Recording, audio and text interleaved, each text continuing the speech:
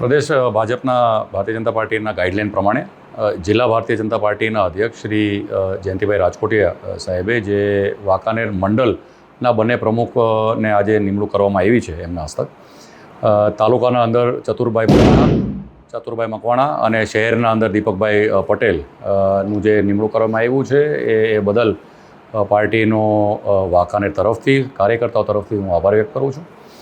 પાર્ટીના અંદર વર્ષોથી બંને યુવા કાર્યકર્તાઓએ વર્ષોથી કામ કરેલું છે.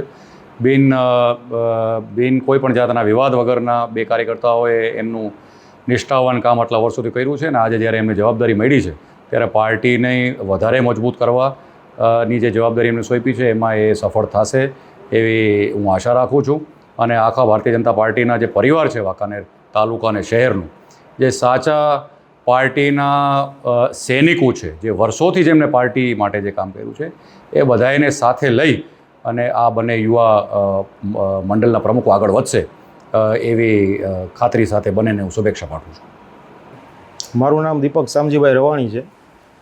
ગત ટર્મમાં મારી નિમણૂક ભારતીય જનતા પાર્ટી વાંકાનેર શહેરના મહામંત્રી તરીકે થઈ હતી. હવે પાર્ટીએ મને પ્રમોશન આપ્યું છે અને વાંકાનેર શહેરના અધ્યક્ષ તરીકે મારી નિમણૂક કરી છે.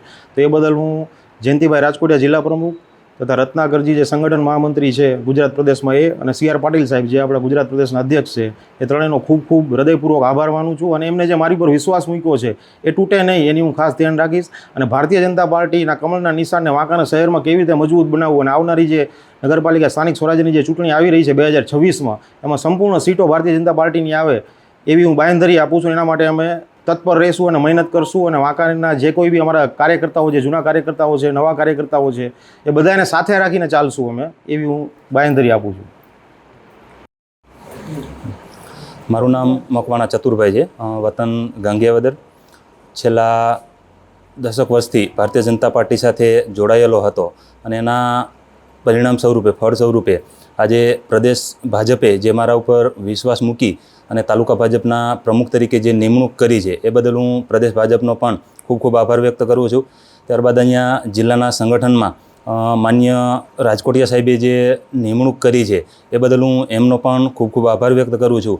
અને એમને જે મારા ઉપર વિશ્વાસ મૂક્યો છે એ વિશ્વાસને હું ક્યારેય નહીં તૂટવા દઉં. અહીંયા સ્થાનિક અને આપણા રાજ્યસભાના સાંસદ માન્ય કેસરીદેવસિંહ ઝાલા સાહેબે પણ જે વિશ્વાસ મૂક્યો છે એમને પણ હું નહીં તૂટવા દઉં.